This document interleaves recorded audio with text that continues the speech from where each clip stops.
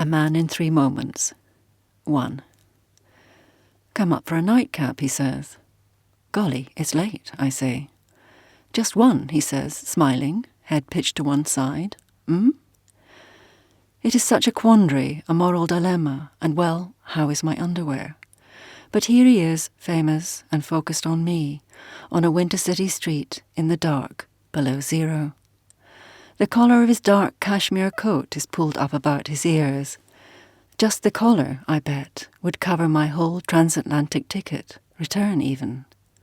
He reaches out and strokes my arm with a leather finger, right up the moth-eaten tweed and cool into the neckline beneath my scarf, wound round and round. In goes a bolt of frigid air. He smiles. His teeth glint, slightly out of line, a few too many, like in the photos. Our breath comes out in white clouds, lit up by his lobby door. Through the glass I see the doorman, in a grey uniform with gold braiding, I'm pretty sure. We stand side by side in the lift, not touching, quiet, like a father and daughter maybe, home from a bit of cultural bonding. The light's lovely in here, forgiving. You wouldn't imagine my coat, caught in snatches in the polished brasses, has a ripped lining. He looks down at me, paternally, nearly, and I'm wishing I'd read his books more carefully, his pieces of criticism and commentary, and could dazzle, over this drink, with my eloquence and pithy counter-arguments, with my grip on his oeuvre, the historical perspective, of which there is a lot, years and years and years of it, multi-translated, way back into the mists of time. And I'm trying hard to picture us, across 2 facing sofas, in a book-lined room, with Thelonious Monk playing in the background maybe, and our meeting of minds. But I'm not so deluded, even at 22. He has his key in the lock. He pushes the door wide open and gestures me inside with a courteous long sweep of an arm. In the dark I glimpse polished parquet and a deep view through, and 2 rectangles of window far off in muted night violet, and lumpy bits of furniture making blocky shapes. And then my back is up against the wall and his tongue is in my mouth, practically down my throat. He has slipped his own coat off effortlessly, and now he's having a go at mine. And it's the rip coat lining that's uppermost in my mind, and the shame of it. And I'm hoping there's not a light switch handy, because he's having a job with the buttons in the dark, although he'll have done this 1,000,000 times in his life, blind, backwards, one-handed, through decades of fashion and quirks of fastenings, out of his head drunk or stoned, with half a mind even, as he commits his next commentary to memory. The trouble is, I replaced the buttons to make the coat look, a bit fresher for its second life around, and the buttons are a little bigger than the holes. I want to explain this, lightly, with a carefree laugh, but at the moment words aren't what we're doing. He has squeezed a couple of buttons through. He's taking a faster route now, pulling the coat down over my shoulders, and I hear it fall, cold, damp, heavy, too old and knackered for this lark, to the floor. I step out of it, and we're on the move, into the inner sanctum, and the place is hermetically sealed, it seems, the silence thick and soft and solid, except for his breathing in my ear. Gorgeous, gorgeous, which I must say is a bit creepy. Instead, I focus on the side of his neck, where my nose is now pressed, and the smell of him, which is quite a thrill, although I doubt it's a plain old thrill, but one all tied up with status, excellence, celebrity, and my astonishing participation in it. And I'm walking backwards and letting him guide me through the black, because only he knows where the obstacles are. I'm sang-froid. I'm going with the flow. Crap, I'm on red alert. I'm judging the milliseconds and portions of give and take, one step behind him. Too eager and I'll be a complete trollop. Not keen enough will wipe me without a trace from the history of his back catalogue. Actually, I'm relying on theory, because my lust is refusing to kick in. My hand shifts across his bum, and it's a different sort of bum, without the full content, as if compressed by decades of scholarly sitting. And I mustn't think of this, so I move my hand to the small of his back, less volatile, but not a lot, spongy. We've reached a leather sofa. I feel a pattern of upholstery dots at an arm end. He lays me gently down, as mature men do, and leans away to turn on a light, low, and the room jumps into life, sedately and opulently, discreetly, richly. There's a big painting above the sofa, and it's the real thing. I know this. "That drink," he says. He smiles. It's ravishing, craggy. "Lovely," I say, and I pull my jumper into line. "You're a very beautiful young woman," he says. It's not something that's likely to fail, is it? I'd like it in writing, though I know I'll never forget it, not even when I'm 40, I bet. And I make a note to tell my father this, the comment, because he so admires this man, this intellectual god, this Zeus, though naturally not what went before or goes after, unless it's cerebral only. And I wonder if he needs another drink, Dutch courage, surely not, or whether it's drink by rote and habit, for punctuation and pacing, simply to follow through. I need another drink, absolutely. I need one to fuse the sockets, cut the circuits, and obliterate the moral high ground. I need one to disable the alarms. He's looking at me the whole time, even as he knocks the ice cubes into the tumblers and pours. And he strolls back across the room, and the glasses are clinking, and his roomy dark grey flannels are none the less straining at the crotch, which I'll take as a compliment, because it's the sanest route. He is no beauty in the conventional sense, and it's tricky. I'm trying hard to extricate his fame to see what's left, but he's all of a solid piece, with huge magnetic charm, and here I am, the iron filings. He hands me the glass. I take a gulp. He has a swig of his own and lays his glass down on a marble tabletop beside a big stack of serious books, the kind I haven't got to yet.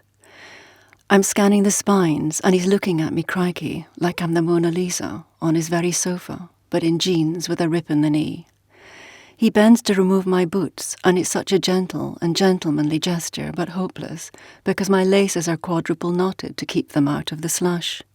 Even so, they'll be sopping wet and impossible to budge without a struggle. Anticipation and foresight, no, I hadn't any, for this fluke opportunity, this once-in-a-lifetime chance, maybe, to be more than a footnote. And we might be here all night with these knots, because his close-to specs are out of reach.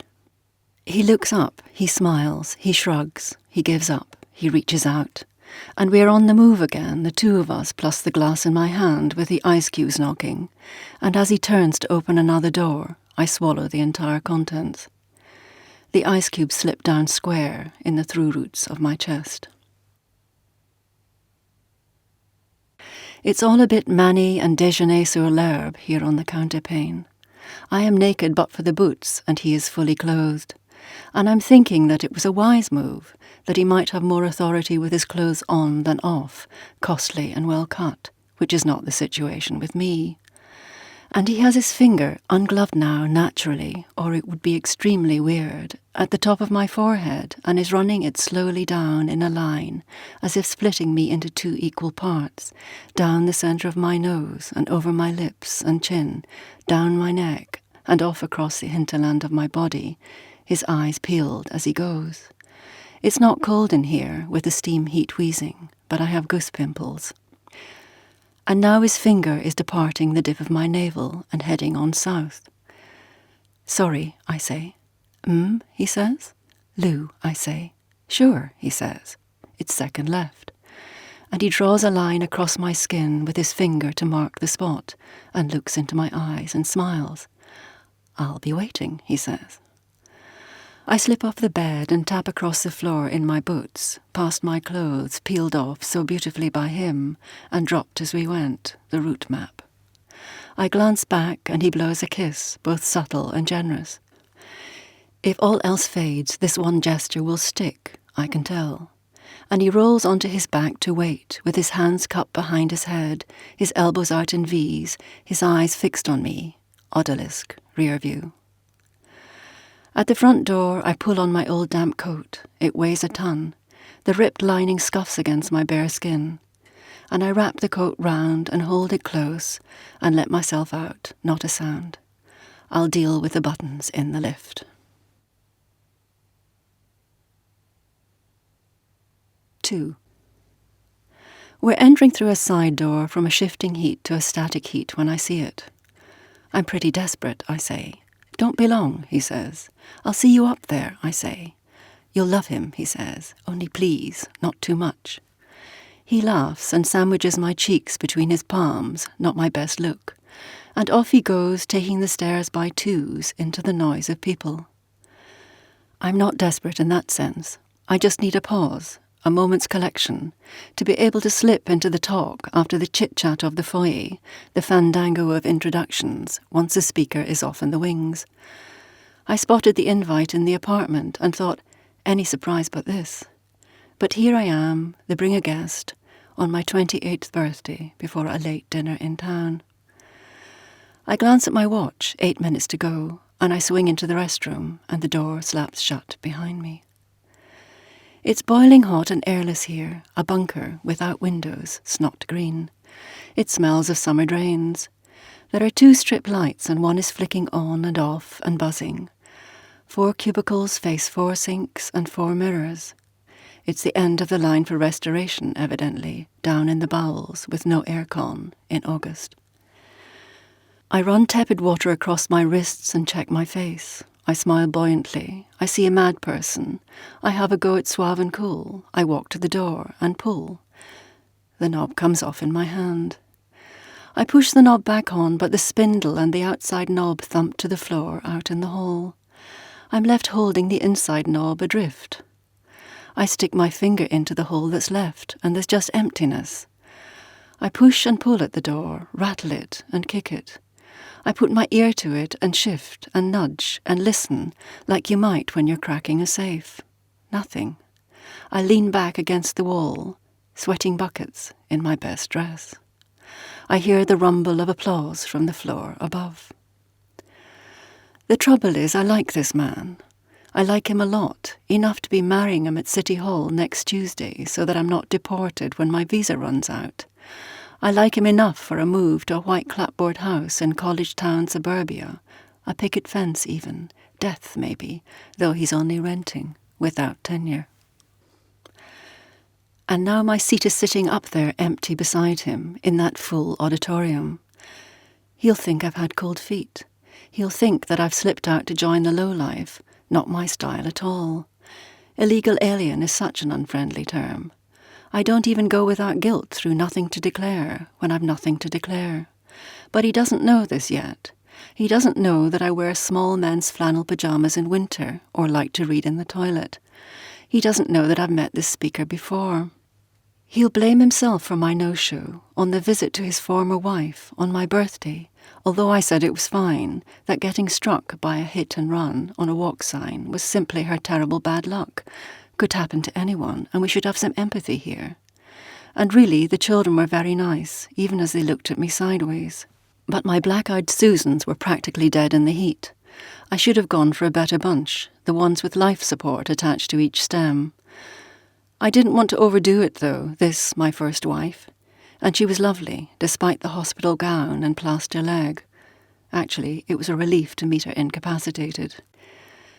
It's a relief, too, to have this birthday dress, low-key, designer, from the once worn only by famous people shop. I feel nearly unrecognisable. That seemed hopeful for coming on here. It might not matter now, though. It might not matter either that there's sweat around my eye sockets, sliding down between my shoulder blades, gathering in the lines of my knicker elastic, pulling behind my knees, or that strands of hair are clotted to my forehead. I'd take a drink from a tap, but the water might not be technically drinkable in a public restroom in Manhattan. Foreigner in squalid City John water shock fatality. I skipped those bits of the guidebook, the handy typhoid tips maybe, the bubonic plague and you. Art and culture, what use now? I feel the vibration of the city through my Dr. Martens, through their buffered soles, their red-hot insides, right up into the whole of me. I bet the toilet bowl water is trembling with the tumult of it all. But I'm staying here, up against the wall, saving my energy. The air has the weight of syrup. I can't find the oxygen in it, not in any recognisable form. There must be the proper sort upstairs, with coolness pumped in, to leave room for laughter. I can hear it, amused, informed, enlightened. It's all very droll, I'm pretty sure. And if no one nips out in all that number, if no one responds to the smallest urinary infection or a touch of food poisoning, It's because this talk's compulsive, magnetic. I feel it right through the concrete, even. Anyway, the first world facilities are on the first world floor. I'm shut in for the duration. It's mortifying. It's a stroke of luck. I rummage in my bag, bring out a book and flap it in front of my face. The molecules nudge and bump, turgid. It's a book for moments like this, the subway and other shut-in places, to be instantly out of body, treading in other people's missteps and screw-ups, their wrong choices, their hatchet jobs through the privilege of large houses with sprawling lawns, automated sprinklers and hired help in some East Coast paradise. There's no limit to the quantity of wrong choices made, devastation caused, chances of salvation missed, guilt to be dealt with, and boredom tholed. And just when you think it can get no worse, it does. It's quite a comfort. There's applause, extended and lavish. Doors fly open, people are on the move. Little spikes of laughter shoot up above the babble. A whole auditorium empties out into the hot night through the correct doors on the floor above, the ones that do not land you here, in purgatory. Then there is silence. And I'm leaning hotly on a sink and flipping a page, and our hero is rashly telling the whole truth and all hell is breaking loose, when I hear feet on the stairs, 2 pairs. "Hello?" he says. "I'm stuck," I say. He rattles the door. "It's stuck," he says. "I know," I say. He is slotting the handle in on the other side. I'm trying to recollect suave, but what I've got when I glance in the mirror is sedated. He opens the door. And there they both are, of course, standing in a little posse of cool, the man I will marry on Tuesday and his colleague, the speaker, Zeus.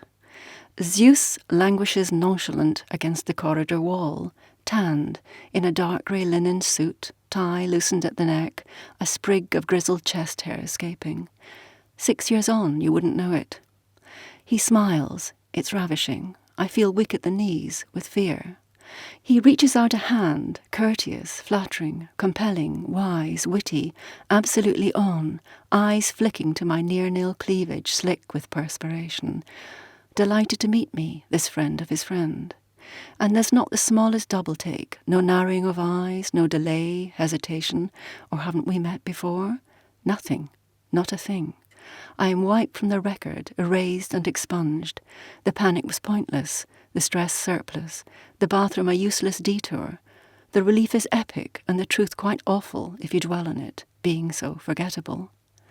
And he takes my hand and squeezes it warmly without a trace of hidden message or private meaning. Not many go to such lengths, he says, to avoid my talks. And we all laugh there in the bathroom, and my laugh's a little too loud, not sedated at all, but on the edge of hysterics. And I'd love a rewind button, to be able to start again, to pick another sort, laconic, mature, unfazed, no big deal, about being entombed, about this Zeus standing right here in my toilet, which would be the worst nightmare if he hadn't wiped one night clear off his radar. And he leans in to kiss my cheek, generously and seductively, in no way senior citizenly. And I feel his stubble on the side of my face, and his breath on my neck. I feel his lips against my ear. I hear his voice, deep-throated and rich and just for me. "Nice boots," he says. 3. "Wow, cool shoes," she says. "Aren't they?" I say. "New?" she says. I lay down the newspaper to take a better look. I raise my feet. I rotate my ankles. "Not particularly," I say, "but hardly worn. They're impossible to walk in." I look at my watch. I flick a bit of dust off my little black dress. "Confidence, that's all," she says. "I'll just say hello to Fred."